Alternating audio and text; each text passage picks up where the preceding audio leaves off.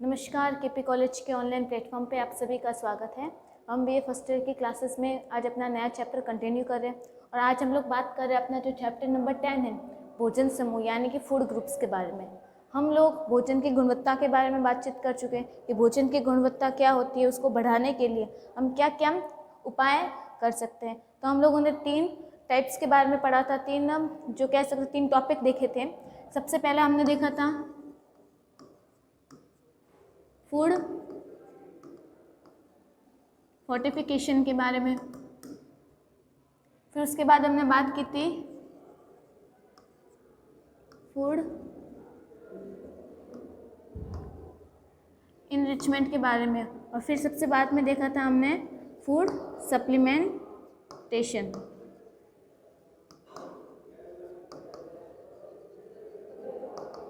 यानी कि हम लोग इन 3 चीज़ों के बारे में बातचीत कर चुके थे, यानी कि भोजन की गुणवत्ता को बढ़ाने के लिए हम क्या क्या उपाय कर सकते हैं। और इस अध्याय में हम लोग बात करेंगे कि जो भोजन की गुणवत्ता बढ़ा रहे हैं, यानी कि ये जो हमने फूड की क्वालिटी बढ़ाई है, ये किन किन ग्रुप्स में होती है, यानी कि जो ग्रुप्स होते हैं फूड ग्रुप्स, वो कौन कौन से होते हैं।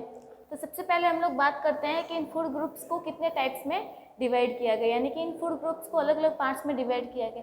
जैसे हमने पोषक तत्वों के बारे में बात की थी, यानी कि हम लोगों ने कार्बोहाइड्रेट के बारे में बात की थी, प्रोटीन, वसा, विटामिन, खनिज लवण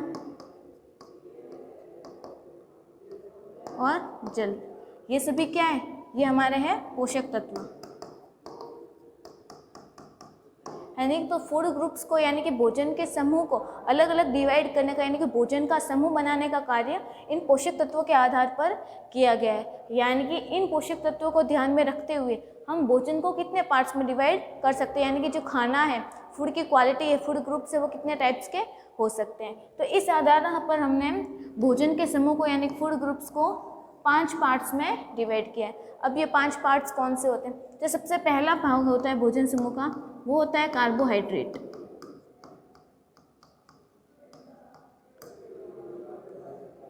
कार्बोहाइड्रेट। दूसरे पार्ट्स में हमने डिवाइड किया प्रोटीन। फिर हमने भोजन समूह को डिवाइड किया है वसा और शर्करा।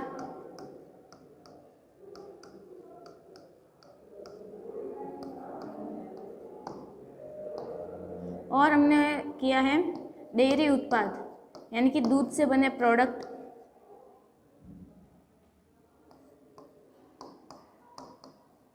डेयरी उत्पाद।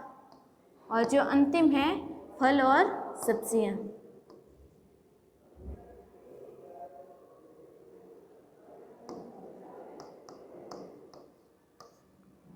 फल और सब्जियां।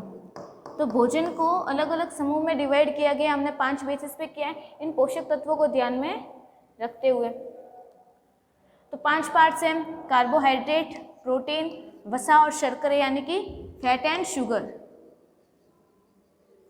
सिर्फ शुगर यानी कि शक्कर नहीं, जितने भी मीठे प्रोडक्ट्स हैं वो सभी। और है डेयरी उत्पाद, यानी कि दूध से बने प्रोडक्ट। और फिर है हमने रखा है फल और सब्जियों को अलग अलग कैटेगरी में डिवाइड किया गया। तो हम एक एक करके इन फूड ग्रुप्स के बारे में बात करेंगे।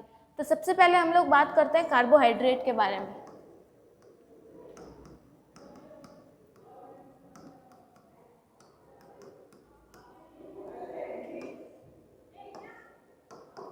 कार्बोहाइड्रेट, हम लोग कार्बोहाइड्रेट के बारे में पढ़ चुके हैं। जब हमने पोषक तत्व स्टार्ट किया था तो सबसे पहले हमने कार्बोहाइड्रेट पोषक तत्व के बारे में ही पढ़ा था। तो ये जो कार्बोहाइड्रेट होता है, यह कार्बन, हाइड्रोजन और ऑक्सीजन तत्वों से मिलके बना होता है। और ये हमारे शरीर में क्या प्रदान करता है?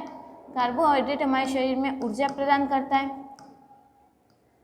शरीर को मजबूती प्रदान करता है, जिससे शरीर क्या बना रहता है? स्वस्थ बना रहता है। तो यानी कि जब भी हम कार्बोहाइड्रेट से बने पदार्थों का यूज़ करते हैं तो हमारे शरीर को ऊर्जावान बनाते हैं, शरीर को मजबूती प्रदान करते हैं और शरीर जिससे स्वस्थ रहता है। तो ये जो कार्बोहाइड्रेट पदार्थ हैं, ये किन किन में उपस्थित होते हैं? तो हम लोगों ने कार्बोहाइड्रेट के बारे में बात की थी कि ये जो कार्बोहाइड्रेट होते हैं, ये हम देखते हैं अनाज में उपस्थित होता है, दाल, चावल, सुना होगा आप लोगों ने, पास्ता, इन सभी में क्या प्रेजेंट होता है, कार्बोहाइड्रेट प्रेजेंट होता है, जिससे क्या मिलती है, शरीर को ऊर्जा मिलती है, एनर्जी मिलेगी, और जिससे हमारा जो शरीर है वो क्या मिलेगा, ऊर्जावान बना रहता है। तो हमारा ये जो पहला फूड ग्रुप है जो किससे मिलके बना है, कार्बोहाइड्रेट से मिलके बना होता है। फिर हम अपने दूसरे फूड ग्रुप की बात करते हैं, प्रोटीन के बारे में। प्रोटीन, हम लोगों ने प्रोटीन की बात की थी, तो प्रोटीन को हमने देखा था ये कार्बोहाइड्रेट के जैसे ही होते हैं, लेकिन इसमें फ़र्क किसका होता है, सिर्फ नाइट्रोजन का, यानी कि इसके जो 3 तत्व हैं वो कार्बोहाइड्रेट के समान होते हैं, और सिर्फ एक तत्व अलग होता है, वो होता है नाइट्रोजन।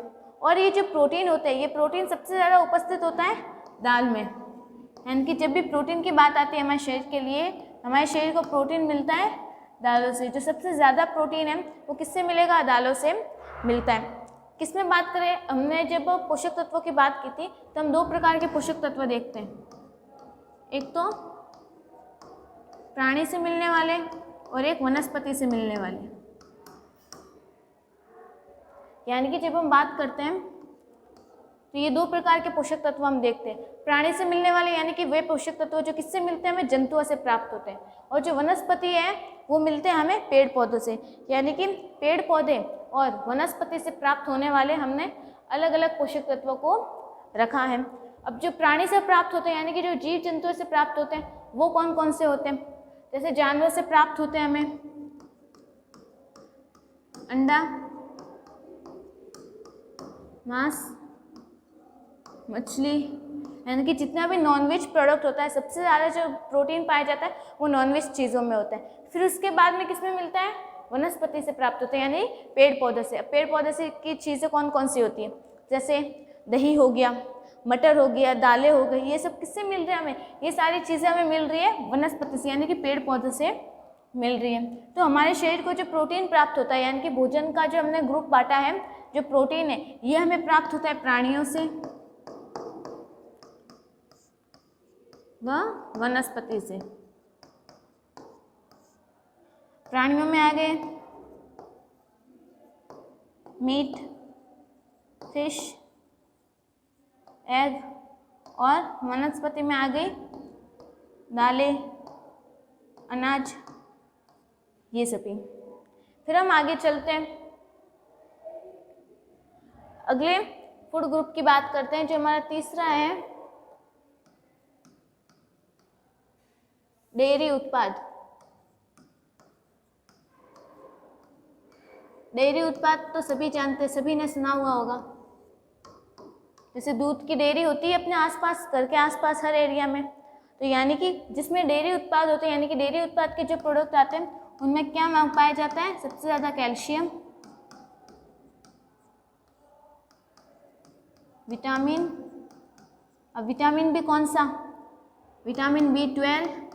विटामिन B12 का हमने एक साधारण नाम बताया था, क्या कहते थे इसे, साइनोकोबालमिन, साइनोकोबालमिन।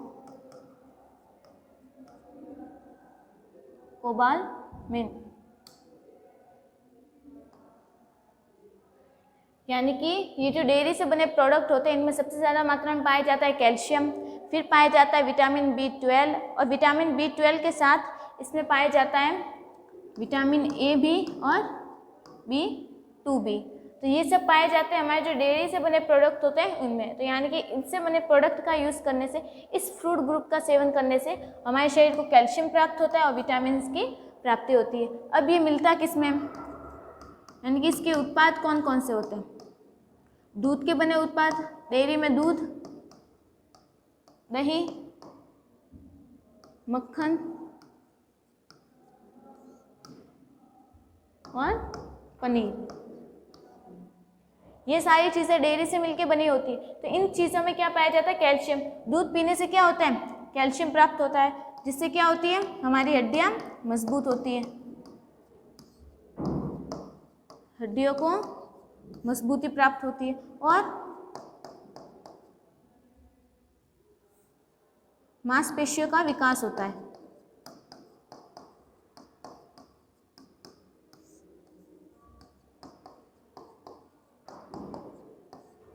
यानी कि प्रोटीन का, यानी कि डेयरी से बने जो प्रोडक्ट होते हैं उनका यूज़ करने से हमारी हड्डियाँ मजबूत रहेगी, मांसपेशियों का विकास होगा और हमारे दांतों का विकास होता है,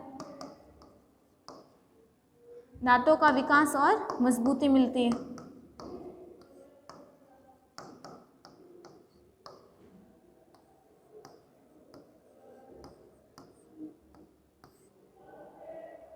यानी कि जो डेयरी वाला फूड ग्रुप होता है इसमें कैल्शियम की प्राप्ति होती है, vitamin B12, vitamin A, vitamin B2 और इसके साथ साथ ये जो प्रोडक्ट होते हैं डेयरी उत्पाद में दूध, दही, मक्खन, पनीर, इन सभी को ऐड किया जाता है और इन सभी का सेवन करने से हड्डियों को मजबूती मिलती है, हमारी जो मांसपेशियां हैं उनका विकास होने लगता है और हमारे जो दांतों का विकास होने लगता है और दांतों को मजबूती प्राप्त होती है। तो हमारा ये जो फूड ग्रुप था डेयरी का उत्पाद यानी कि डेयरी प्रोडक्ट के बारे में। फिर हम अगले अपने फूड ग्रुप की बात करते हैं। जो अगला फूड ग्रुप है वो है फल और सब्जियां।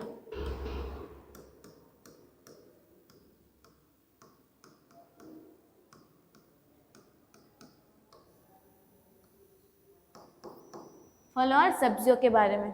अब ये जो फल और सब्जियां होती है, इन फल और सब्जियों में हमारे लिए जो बॉडी की जो इम्पोर्टेंट चीज़ें होती है जैसे विटामिन,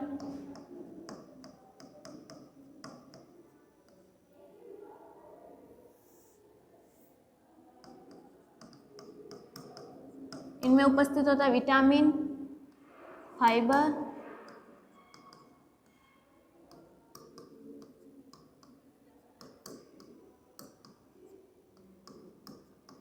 एंटीऑक्सीडेंट।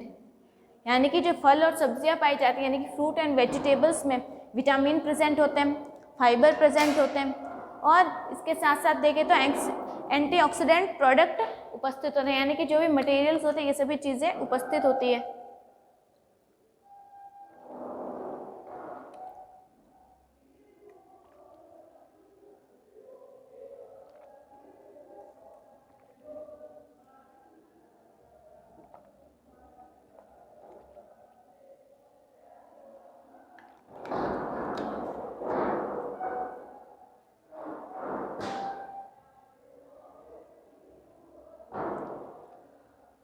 फिर हम बात करते हैं ये जो फल और सब्जियां होती है इनको खाने से, यानी कि ये सब चीज़ें हम फ्रेश चीज़ों का यूज़ करते हैं यानी कि ताज़ा यूज़ करते हैं। अगर हम कितनी भी फ्रेश चीज़ों को खा रहे हैं, फ्रेश चीज़ों को खाने के बाद हमारा जो पेट होता है वो फुल भरा हुआ रहता है, यानी कि हमें क्या महसूस होता है कि हम लोगों ने अगर थोड़ी सी भी सब्जी खा ली यानी कि फ्रूट्स खा लिए तो जंक फूड के कंपैरिजन में हमारा जो शरीर है वो ज़्यादा हेल्दी रहेगा और देखा जाए तो हमारी बॉडी को क्या मिलती है, ज़्यादा देर तक एनर्जी मिली रहती है। तो इसलिए हम कहते हैं कि फल और सब्जियों का अगर हम ज़्यादा यूज़ करेंगे यानी कि इनका ज़्यादा सेवन करेंगे तो हमारे शरीर को अधिक देर तक भूख नहीं लगती, यानी कि अधिक देर तक पेट भरा हुआ रहता है।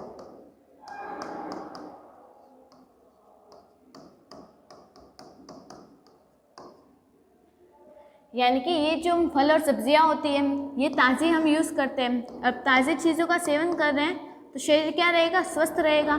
इसके कंपैरिजन में अगर ये जो फल फ्रूट्स वगैरह है ये हम ताज़े भी यूज़ करें, अगर हम देखें तो कई कंट्री ऐसी होती है जहाँ पे ये कैसे यूज़ किया जाता है, डिब्बा बंद,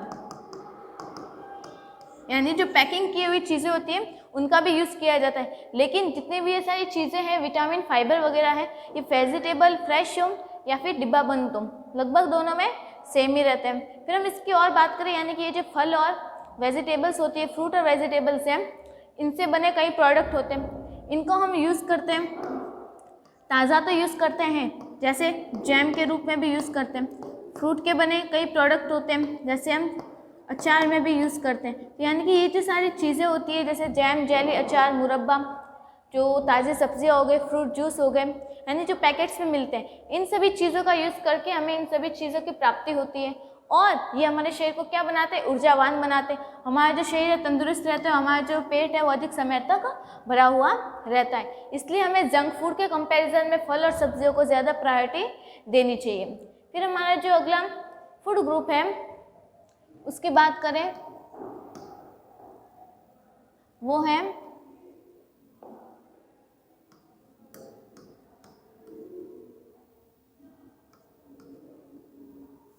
वसा और शर्करा।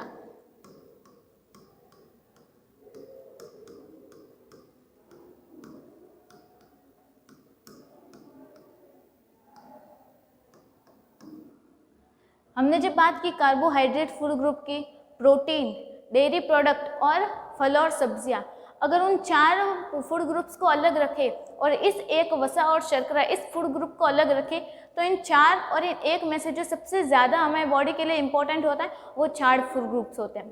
किसके कंपैरिजन में? वसा और शर्करा के कंपैरिजन में, क्योंकि इनका हम कितना भी ज़्यादा यूज़ कर लें, यानी कि इनको कितना भी खा लें, इनकी जो हमारे बॉडी में आवश्यकता होती है बहुत ही कम होती है। और जो बाकी प्रोडक्ट है यानी कि डेयरी प्रोडक्ट है, फ्रूट वेजिटेबल्स है, कार्बोहाइड्रेट है, उनसे जो हमारे शरीर को पोषण मिलता है वो बहुत ही ज़्यादा होता है इनके कंपैरिजन में। इसलिए जो फैट वाली चीज़ें होती हैं, यानी कि जो ज़्यादा ऑयली चीज़ें होती हैं, ज़्यादा मीठा होता है, ये हमारी बॉडी को ज़्यादा फायदा नहीं देता। ये क्या करता है? हमारी बॉडी को नुकसान पहुँचाता है, बॉडी को गलाने का काम करता है। फिर भी हम इनकी बात करें कि हमारे बॉडी को आवश्यकता तो होती है, लेकिन बहुत ही कम मात्रा में इनकी आवश्यकता होती है। तो हम कह सकते हैं कि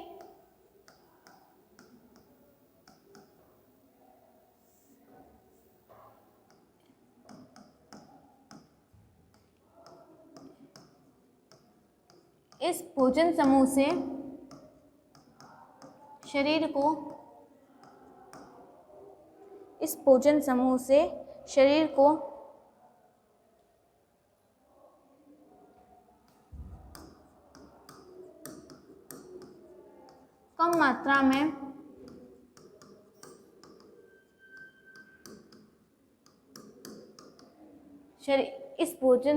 शरीर को कम मात्रा में पोषक तत्वों की प्राप्ति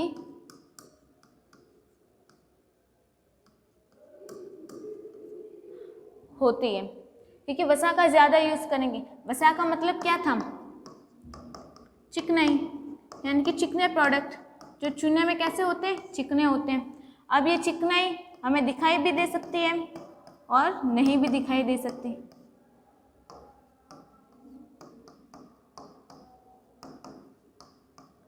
यानी कि जो वसा वाले प्रोडक्ट होते हैं, कोई प्रोडक्ट तो ऐसे होते हैं जिसमें चिकनाई है, जो वसा है और हमें दिखाई देती है, यानी कि इनको छूने पर, टेस्ट करने पर कैसे हमें चिकने दिखाई देते हैं। अब ऐसे प्रोडक्ट कौन से होते हैं? जैसे घी हो गया, दही हो गया। हम इन चीज़ों को यूज़ करेंगे तो खाने के बाद हमारे हाथ कैसे हो जाते हैं? चिकने चिकने हो जाते हैं, यानी कि उसकी जो वसा है हमें दिखाई दे रही है। और जो नहीं दिखाई दे रही, यानी कि उनमें भी वसा तो प्रेजेंट है, लेकिन बहुत कम मात्रा में प्रेजेंट है, इसलिए उसकी जो वसा है वो हमें दिखाई नहीं देगी, लेकिन इसमें बहुत कम मात्रा में उपस्थित तो है। तो हमने वसा को 2 प्रकार में डिवाइड किया था, यानी कि 2 भागों में बांट लिया था। अब वसा का सेवन करने से हमारे शरीर को ज़्यादा फायदा तो मिलता नहीं है, लेकिन क्या बढ़ता है? सिर्फ स्वाद बढ़ता है। स्वाद बढ़ने के साथ साथ शरीर एनर्जेटिक रहता है, यानी कि ऊर्जावान बना रहता है। और अगर हम शर्करा की बात करें, यानी कि मीठा, शर्करा यानी कि मीठे प्रोडक्ट,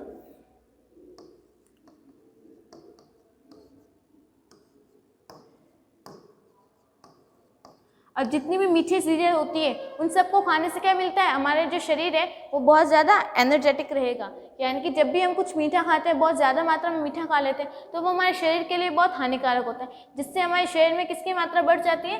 ग्लूकोज की मात्रा बढ़ जाती है, यानी कि शुगर लेवल बढ़ जाता है। अगर शुगर लेवल बढ़ जाता है तो डायबिटीज़ का खतरा रहता है। इसलिए हम कहते हैं कि जब हम फूड ग्रुप्स की बात करते हैं तो हम कार्बोहाइड्रेट, प्रोटीन, डेयरी प्रोडक्ट और जो फ्रूट और वेजिटेबल्स है उस समूह को अलग रखें, तो वसा और जो शर्करा वाला जो ग्रुप है, इस फूड ग्रुप की बहुत ही कम मात्रा में आवश्यकता होती है, क्योंकि ये हमारे शरीर को बहुत ज़्यादा ऊर्जावान नहीं बनाते। फिर हम बात करते हैं जो इनसे जो कैलोरी मिलती है हमारे शरीर को,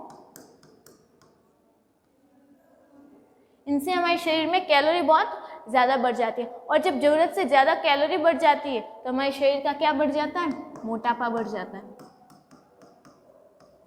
यानी कि जो बॉडी के लिए आवश्यक पोषक तत्व है, अगर वो ज़्यादा अमाउंट में होंगे तो चलता है, लेकिन जब जो इसकी ज़रूरत नहीं है वो अधिक मात्रा में उपस्थित हो जाए तो ये भी हमारे शरीर के लिए हानिकारक होते हैं। इसलिए यानी कि ये जो वसा और शर्करा वाले प्रोडक्ट हैं, इनमें बहुत ज़्यादा फैट मिलता है और इनमें बहुत ज़्यादा कैलोरी पाई जाती है, जिससे हमारे शरीर में क्या बढ़ सकता है? मोटापा बढ़ सकता है। फैट जमा हो जाती है तो हमारा मोटापा बढ़ने लगता है, और जो ज़्यादा कैलोरी मिलती है, ज़्यादा कैलोरी वाला खाना भी हमारे स्वास्थ्य के लिए हानिकारक होता है। तो इसलिए हम देखते हैं कि ये जो फूड ग्रुप्स हैं, इन फूड ग्रुप्स को यानी कि भोजन के समूह को हम लोगों ने अलग अलग पार्ट्स में डिवाइड किया था।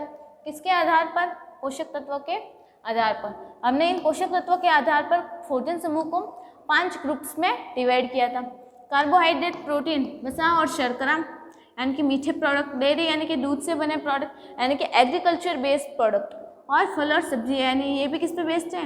एग्रीकल्चर उन पे बेस्ड है। तो हमारे ये जो भोजन समूह वाला चैप्टर था यानी कि फूड ग्रुप्स, ये कंप्लीट हो गया। अब हम नए चैप्टर को देखेंगे अगले वीडियो में, और तब तक के लिए पढ़ते रहिए। धन्यवाद।